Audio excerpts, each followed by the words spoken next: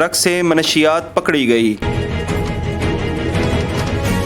سہاوا جی T road Tarakai tool plaza کے قریب 2 ٹرکوں سے 27 کلو چرس اور 19 کلو سے زائد افیون برآمد کر لی گئی۔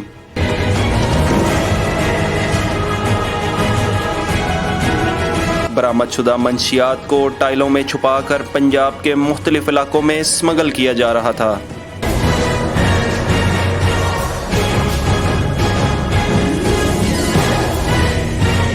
اسمگلنگ میں ملوث خیبر کے رہائشی 5 ملزمان کو بھی گرفتار کر لیا گیا۔ راولپنڈی بحریہ ٹاؤن فیز 6 کے قریب راولپنڈی کے رہائشی ملزم سے 100 نشہ آور گولیاں برآمد کر لی گئیں۔ چمن فرینڈشپ گیٹ کے قریب افغان باشندے کے سامان سے 7 کلو 350 گرام افیون برآمد کر لی گئی۔